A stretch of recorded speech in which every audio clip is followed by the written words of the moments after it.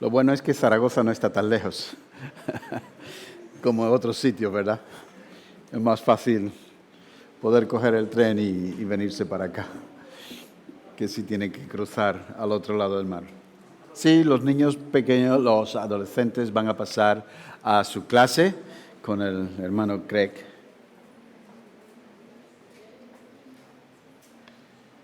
Qué bien. La tendremos en oración a nuestra hermana para que el Señor la guíe, la prospere y que no le falte de nada. Ponga las personas adecuadas a su alrededor y que pueda ser una triunfadora allí donde va, con la gracia del Señor. Hoy es algo especial para mí porque están aquí dos personas que fueron miembros y parte de la iglesia que yo pastoreé por 20 años. Y son la familia Tissin, Gary y Anka Tissin. Los dos han sido misioneros por muchos años en el norte de África y después en el centro de África y en muchas otras partes. Y bueno, cuando uno va conociendo más de las Escrituras y va creciendo, no sé si lo saben, pero el hecho es que, por ejemplo, en Marruecos, que era donde yo vivía cerca, pues en Marruecos el promedio de los misioneros dura de 1 a 4 años y se tienen que marchar. Aquellos que aguantan más de 4 años como obreros del Señor en tierra extraña y además con confrontación y dificultades, esas personas son gente que traen un bagaje impresionante. Y creo que casi todo en el mundo islámico ocurre igual. Ellos son de los que han estado años y años y años. En mi iglesia, cuando entraba alguien que llevaba más de 4 años, era una iglesia que estaba haciendo en el pueblo fronterizo, ¿no? Y cuando venía algún misionero que llevaba más de 4 años, sabíamos que estaba entrando un héroe por la puerta. Y yo ponía a los miembros en pie y les dábamos la bienvenida. Y la verdad, pensar en gente que ha dado su vida, trabajado, servido, ayudado, pues es un honor. Tenerlos a ellos aquí, para mí es un gozo, porque aprendí a quererlos, a respetarlos y a verlos cómo trabajaban y servían a Dios y a los necesitados y al pueblo árabe. Así que Gary y Anka, os queremos y os respetamos y sois gente muy especial, lo digo de todo corazón. En estas semanas pasadas hemos estado mirando distintas cosas. Primeramente, no sé si recuerdan, hace 3 semanas hablábamos de que hay 3 letras, 3P. Una es la P de del proyecto o de los propósitos de Dios para nuestra vida, para nuestra iglesia y para este pueblo, para nuestra ciudad.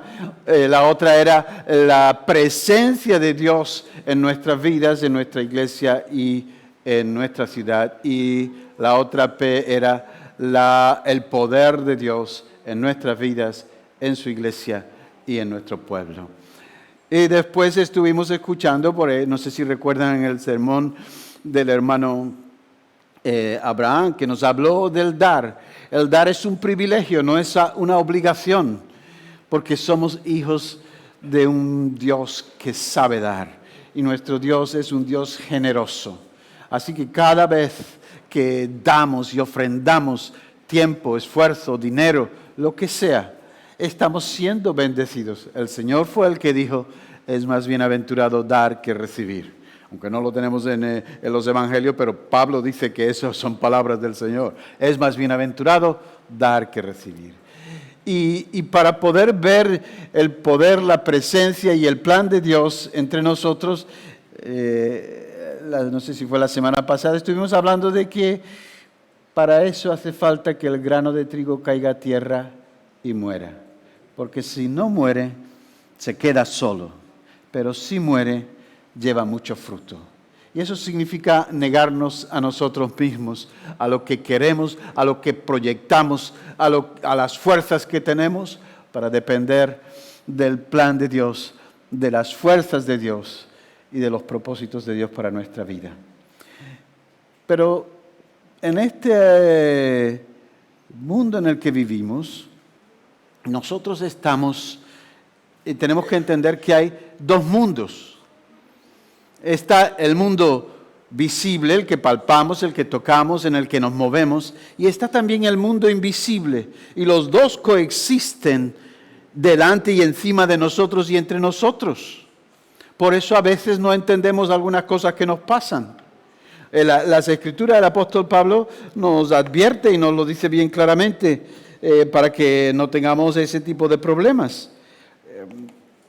Dice Pablo en el 2 Corintios 4:18, no mirando nosotros las cosas que se ven, sino las que no se ven, pues las cosas que se ven son temporales y las que no se ven son eternas. Así que tenemos que aprender a mirar con los ojos del Espíritu, porque las cosas que se ven son temporales y va a pasar, se va a acabar.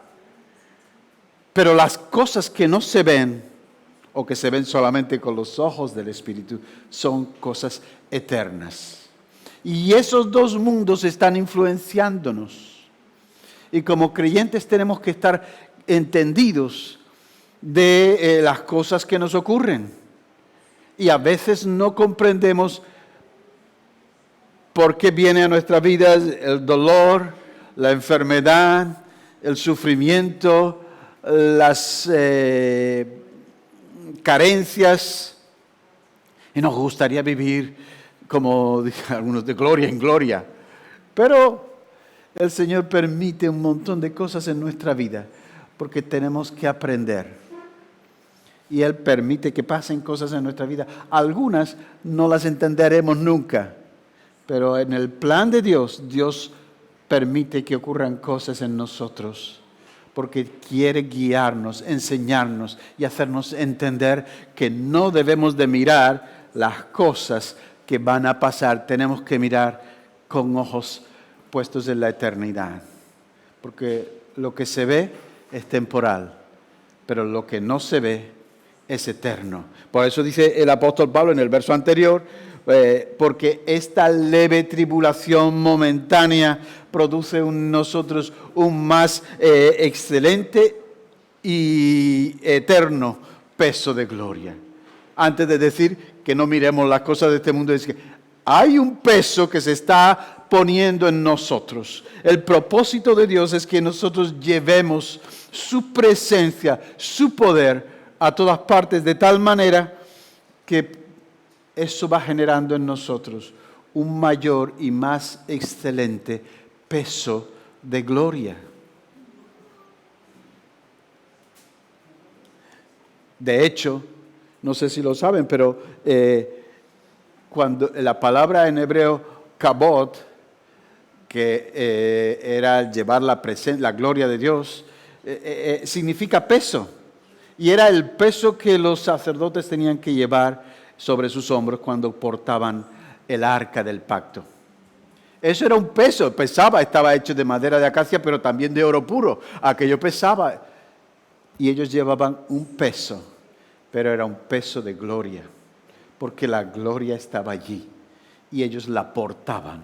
Cuando nosotros nos damos cuenta que nuestro quebrantamiento del hombre exterior, que cuando dejamos que la vasija de alabastro se rompa para que salga el perfume que Dios ha puesto en nosotros, entonces empezamos a llevar un más excelente y eterno peso de gloria. Claro que no entendemos por qué pasan algunas cosas y tenemos que aceptarlo. Pero yo quisiera compartirles, el Evangelio de Juan capítulo 16, verso 33, dice el Señor: estas cosas os he hablado para que en mí tengáis paz. ¿Por qué? Porque en este mundo tendréis aflicción, pero confiad, yo he vencido al mundo. Aleluya. Confiad, yo he vencido al mundo. ¿Vas a tener aflicciones? Sí. ¿Vas a tener dolores? También. ¿Va a ser difícil en muchas ocasiones? ¿Más de lo que podemos aguantar? Pues quizás. Pero el Señor dice, pero tened mi paz, porque yo y confiad, porque yo he vencido al mundo. Tener paz y confiar cuando las cosas no van bien no es tan fácil. Pero sabemos quién ha vencido. Y eso es lo que tenemos que agarrarnos. Tú eres el que venció. En la cruz expusiste a la vergüenza pública a los principados y potestades y llevaste todo nuestro pecado allí. Y en la tumba vacía demostraste que eras quien decías que eras, el eterno Hijo de Dios que resucitó de entre los muertos. Puedo confiar en Él en medio de las tribulaciones. Hay un salmo, y quisiera que lo meditáramos un rato, el Salmo 116, que es un salmo extraño, porque el salmista cuenta, por un lado está alabando a Dios, pero por otro lado está expresando todos los padecimientos que llevaba encima. Y el Señor me guió a mirar todo lo que estaba pasando ese hombre y cómo de todas maneras seguía alabando a Dios. Miren, el Salmo 116, quizás lo podemos leer entero, pero simplemente vamos a fijarnos en sus lamentos. Dice el primer verso: yo amo al Señor porque Él escucha mi voz suplicante. Él clamaba a Dios en súplica. Tenía problemas. El verso 3 dice: los lazos de la muerte me enredaron, me sorprendió la angustia del sepulcro. Veía la muerte muy cerca y se sentía angustiado como lazos que lo amarraban. El verso 6 dice: estaba yo muy débil. El verso 8: tú me has librado de la muerte, habla de la muerte, habla de mis lágrimas, habla de mis tropiezos. El verso 10 habla: me encuentro muy afligido. El verso 11: en mi desesperación he clamado, todos son unos mentirosos. En el verso 16 habla de sus cadenas. ¿Tenía problemas o no tenía problemas? Pero también está diciendo: yo amo al Señor porque Él escuchó mi voz suplicante, por cuanto Él inclinó su oído y lo invocaré toda mi vida. Se inclinó a escuchar. Cuando uno está en el lecho de dolor y no puede más, casi no se le oye. Pero el Señor se inclina y oye nuestro clamor, nuestro dolor, nuestra tribulación. Los lazos de la muerte me enredaron, me sorprendió la angustia del sepulcro. Y caí en la ansiedad y la aflicción. ¿Tú nunca has estado ansioso? La ansiedad nos pone muy nerviosos. Y la aflicción más, y la depresión no digamos. Pero dice: entonces clamé al Señor. Y yo le quería llamar así: entonces clamé al Señor. Y hay algo que tenemos que entender. Dios es bueno, Dios es poderoso, Dios puede hacer todo. Pero hay una cosa que en todos los textos de la Biblia, si tú pides conforme a la voluntad de Dios, unas veces viene y otras no. Pero cuando tú clamas, Dios responde. Clama a mí y yo te enseñaré cosas grandes y ocultas que tú no conoces. Jeremías 33:3. Clama. Ahora, algunos piensan clamar es pedirle a Dios: Señor, ayuda a mi hermana que tiene un problema con su marido. Eso no es clamar. Les digo una cosa: yo he clamado en algunas ocasiones, menos de las que debería. Pero ¿saben? Es que clamar no es algo agradable. Cuando uno clama, parece que se le va el alma. Te quedas sin fuerzas. Estás tirado en el suelo a lo largo, llorando, gimiendo, y a veces salen solamente sonidos y ni siquiera son palabras. Porque está en angustia, porque está apesadumbrado, porque estás esperando que, oh Dios hace algo, oh Dios hace algo. Y aún así Él puede decir no. Pero Él espera que clamemos. Clama a mí y yo te responderé. A veces clamar cuesta. Y aún así, el salmista dice, pero yo amo al Señor porque Él me escucha, aunque a veces no me responda como yo quería o como yo esperaba. Entonces clamé, te ruego, Señor, que me salves la vida. Verso 5, el Señor es compasivo y justo. Y me gusta esta traducción, dice, el Señor nuestro Dios es todo ternura. Nuestro Dios es todo ternura. ¿Saben lo que eso significa? ¿Has visto a un bebé cuando está dormido en la cuna? Se te conmueve el alma, ¡qué preciosidad! No hay nada más bonito que un bebé descansando en paz, la paz que tienen esos bebés. Pues dice, el Señor cuando nos mira así, es todo ternura. Es un Dios todopoderoso que tiembla los montes delante de su presencia, pero cuando nosotros clamamos, Él se convierte en el Dios tierno y dice, ven aquí. Yo sé lo que estás pasando. Aquí está mi hombro. Puedes llorar, puedes quejarte, lo acepto. Y a veces nos hemos rebelado y a veces hemos dicho, no estoy de acuerdo, no lo quiero. Pero el Señor dice, te entiendo, pero mis planes son mejores. Y cuando nosotros empezamos a descubrir eso, hay algo que va cambiando nuestra mentalidad. ¿Recuerdan lo que dice el salmista? Este pobre clamó y le oyó Jehová y lo libró de todas sus angustias. Mi paz os dejo, no como el mundo la da, yo os la doy. Confiad, yo he vencido al mundo. Y si Él ha vencido al mundo y nos ha dado su paz, podemos entrar en situaciones dificilísimas, pero Él está ahí. Y ha dicho, nunca te dejaré, nunca te desampararé.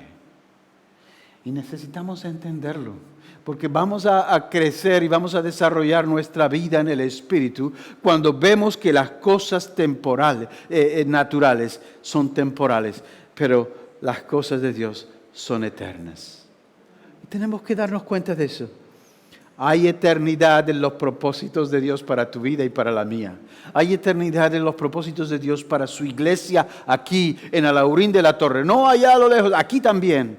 Dios tiene planes y propósitos. Y tenemos que decir, Señor, espero en ti. Ahora tenemos que aprender a clamar. Porque si no clamamos, hay cosas que no funcionan. Hay muchas oraciones, muchas formas de orar. Pero Dios está esperando un pueblo que venga ante su presencia y diga, aquí estamos. Y no te dejaré hasta que me bendigas.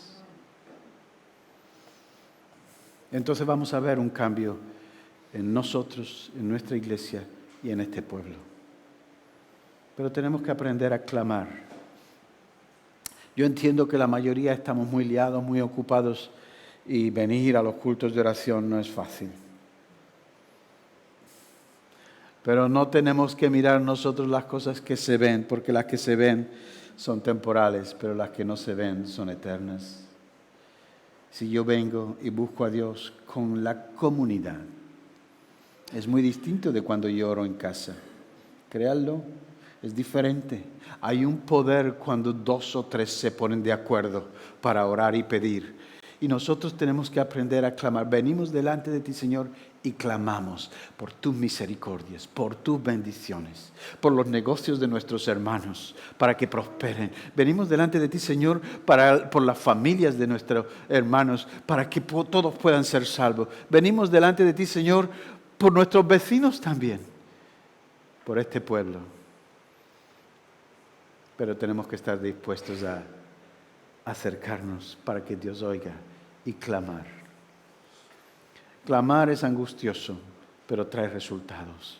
Y aunque no sea lo que esperamos, la paz de Dios, que sobrepasa todo entendimiento, guardará nuestros corazones y nuestros pensamientos en Cristo Jesús.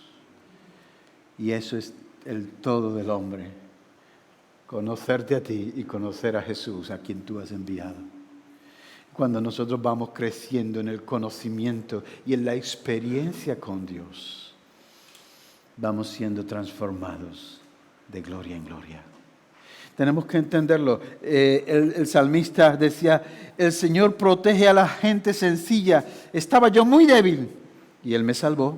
Verso 7, ya puedes, alma mía, estar tranquila. En otras versiones dice, vuelve a tu reposo, alma mía, que el Señor ha sido bueno contigo. Tú me has librado de la muerte. Tú has enjugado mis lágrimas. Tú no me has dejado tropezar. Por eso andaré siempre delante del Señor en esta tierra de los vivos. Sí, aunque digo me encuentro muy afligido, sigo creyendo en Dios. En mi desesperación he exclamado, todos son unos mentirosos. ¿Cómo puedo pagarle al Señor por tanta bondad que me ha mostrado?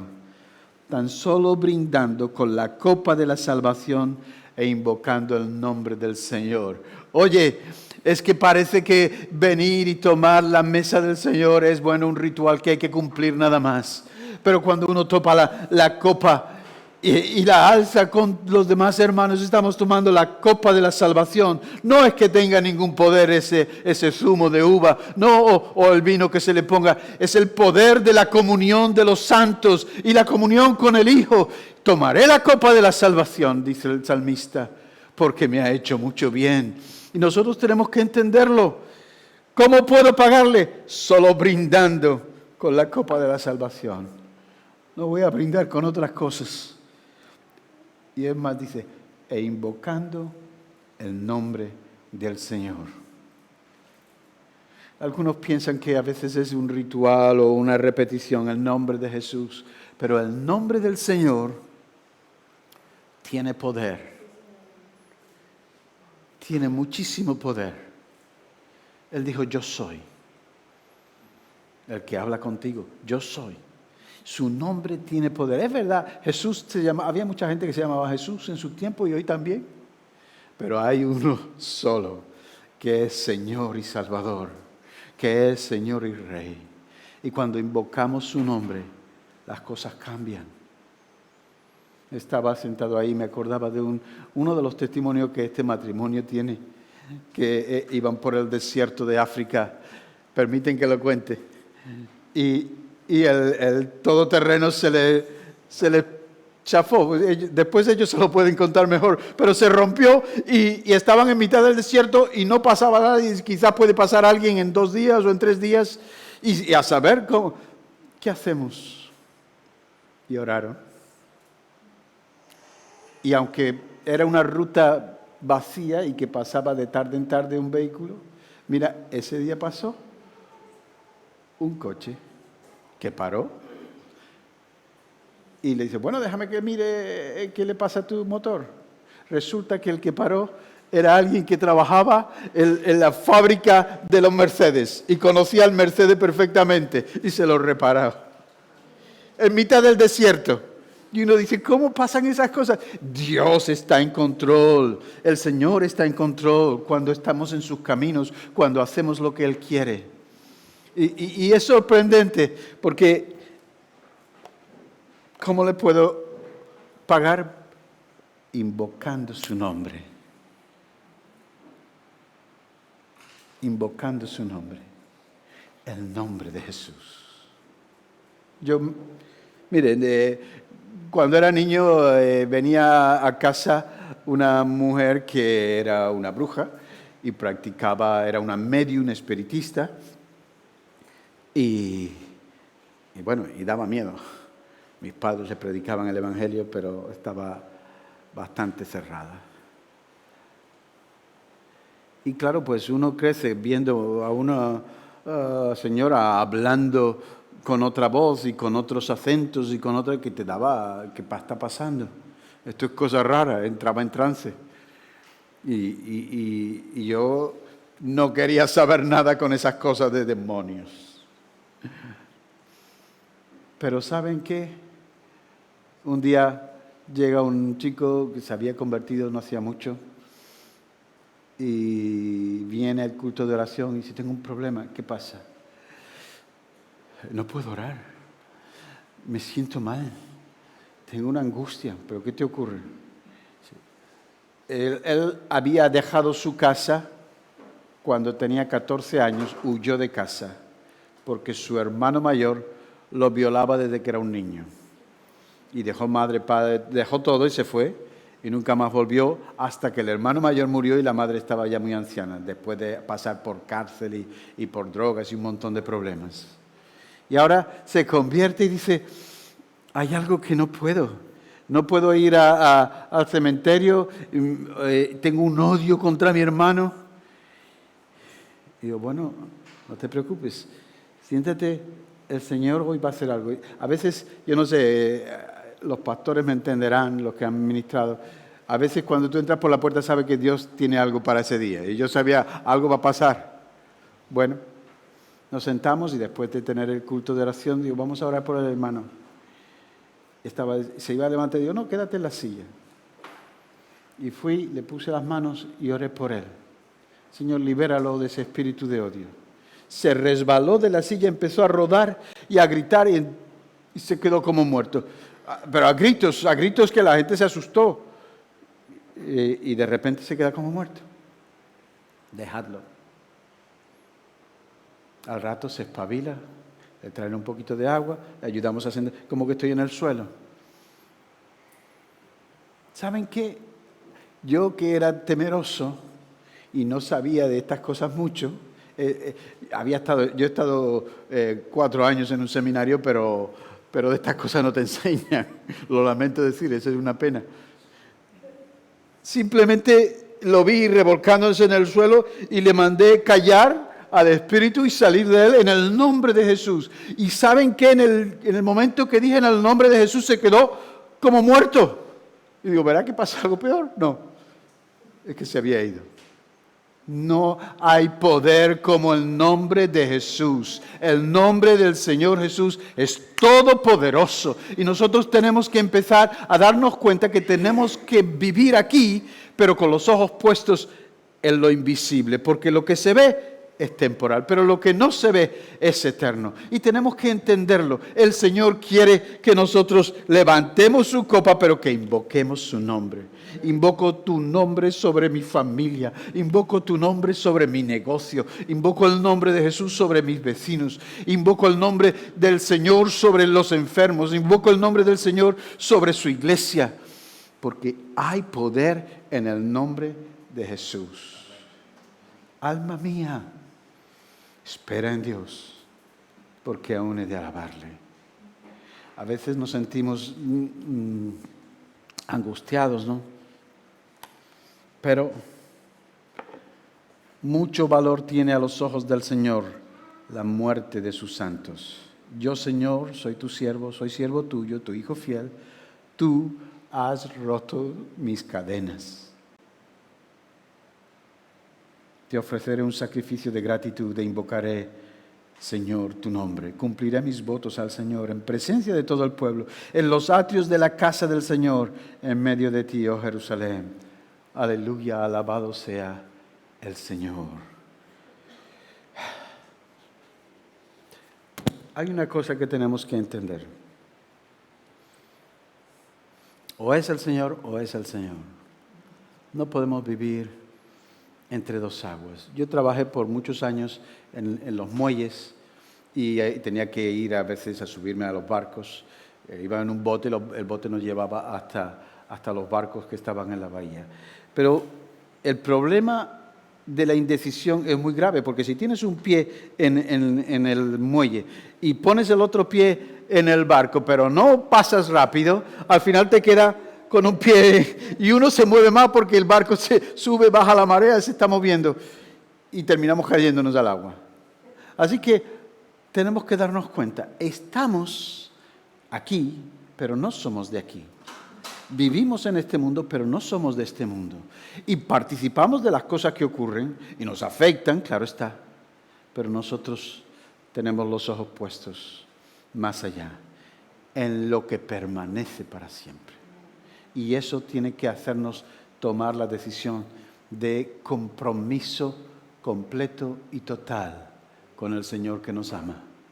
Porque si no, estamos siempre a dos aguas. Dile a tu alma, alma mía, espera en Dios. Alma mía, confía en el Señor. Tienes que hablarte desde tu espíritu, tienes que hablarle a tu alma, como hacía el salmista. Alma mía, espera en Dios. Entonces, ¿estaba hablando consigo mismo? Sí. Pero desde el espíritu declaraba que podía confiar en Dios. Y le decía a su alma, a su mente, a sus emociones, a su voluntad, espera en Dios, confía en Dios, porque me va a hacer mucho bien. Leía hace poco, no es que yo lo supiera, pero leí hace poco, en 2012 hubo una canción que se titulaba Dile a tu corazón que vuelva a latir.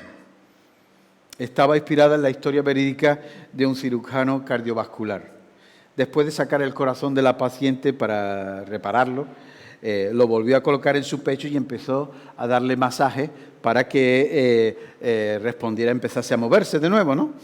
Pero el corazón no arrancaba y allí estaba quieto.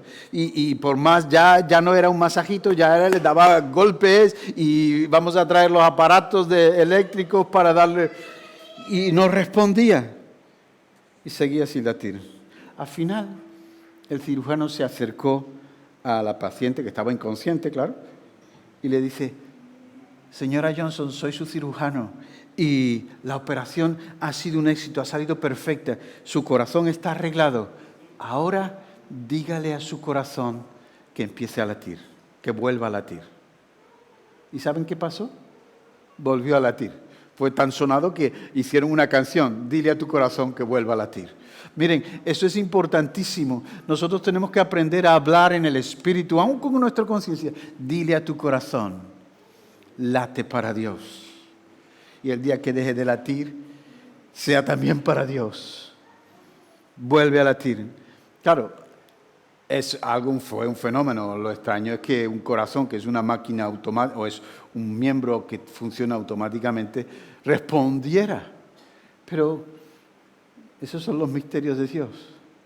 Y saben una cosa, lo interesante es que le volvió a latir. Y lo más interesante es que en el Salmo 42, alma mía, le estaba diciendo a su alma, el Espíritu, confía en Dios, espera en Dios, porque aún he de alabarle, salvación mía y Dios mío. Cuando nosotros empezamos a responder así, es que estamos andando por fe y no por vista, porque por fe andamos y no por vista. Y tenemos que descubrirlo y hacerlo, porque si no, no entendemos cuando dice esta leve tribulación momentánea produce en nosotros un cada vez mayor y más excelente peso de gloria. O no entendemos cuando Dios está diciéndonos algo y se nos sale de los parámetros o de nuestra manera de entender el mundo. Pero ya hemos dicho, hay un mundo visible y otro que es invisible. Y debemos aprender a andar por fe en el mundo invisible. ¿Cómo? Con la copa de la salvación e invocando el nombre del Señor. Porque está escrito, todo el que invoque el nombre del Señor será salvo. Amados, Jeremías 33 dice, clama a mí. Este pobre clamó y le oyó el Señor y lo libró de todas sus angustias. Tenemos que aprender a hablar y a declarar lo que Dios dice, lo que Dios espera de nosotros. Clama a mí. Y este que hemos leído, el Salmo 116, clamé al Señor y Él me libró de todas mis cadenas, Él me libró de todas mis enfermedades, tristezas, angustias, clamé. Aunque cueste. Y yo sé que clamar cuesta, pero Dios tiene respuesta para nosotros. Y cuando parece que no hay respuesta, el Señor es simplemente... Hay algo que la gente no entiende y es normal, y yo tampoco lo entiendo. En el momento más difícil de la historia del universo, cuando el Señor de gloria estaba colgando de una cruz entre el cielo y el infierno, ni estaba aquí ni estaba allí, ni entre el cielo y la tierra, el Señor estaba muriendo. Y habló al Padre ¿Por qué me has desamparado? ¿Saben qué? Hubo silencio. El padre no respondió. Y es imposible que el Logos de Dios estaba muriendo y no hubiera palabra. No hubo palabra. Pero ¿saben qué ocurrió? Que en ese silencio, esas 3 horas, desde las 12 a las 3 de la tarde, en la que el Señor estuvo en la cruz, hubo silencio, pero el silencio de Dios estaba produciendo salvación para toda la humanidad. El silencio de Dios estaba produciendo salvación y vida eterna para todos los que un día se iban a agarrar a la cruz e iban a decidir seguirle. Gracias, Señor, por haber guardado silencio, porque el silencio de Dios habla mucho más que cualquier otra palabra. Es el Cordero de Dios que estaba en la cruz. Amados, o clamamos o no clamamos. Cuesta, duele y hay esfuerzo, pero clama a mí y yo te responderé y te enseñaré cosas grandes y ocultas que tú desconoces. Eso dice las Escrituras. ¿Lo aceptamos? ¿Lo vivimos? Yo creo que el plan de Dios para esta congregación, el plan de Dios para nuestras propias vidas, el plan de Dios para este pueblo, tiene mucho que ver con lo que su iglesia ora o deja de orar, con lo que nosotros venimos a traerle delante de Él. Y tenemos que venir y clamar y decirle: Señor, trastoca mi hombre o mi mujer interior y trastoca mi iglesia y trae tu voluntad perfecta para nosotros. Queremos ver tu gloria. Y aunque eso sea un peso, estamos dispuestos a llevar ese más eterno y excelente peso de gloria. ¿Sí? Vamos a orar. Nos ponemos de pie un momentito y oramos al Señor.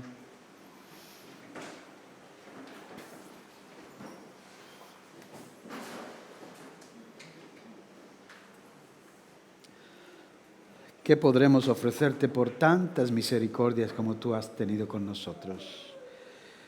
Nosotros nos agarramos a la copa de la salvación, aquella copa que era de hiel amarga para ti, pero que para nosotros se ha convertido en la vida permanente, la vida que tú viniste a traer.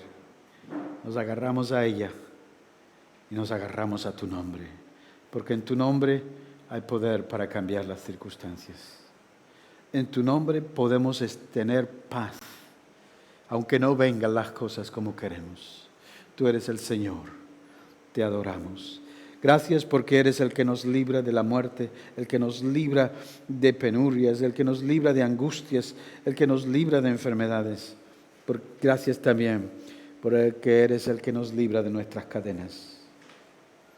Señor, ayúdanos a ser de los que saben clamar y dicen: aquí estoy y te necesito, porque sabemos que tú eres un Dios todo ternura.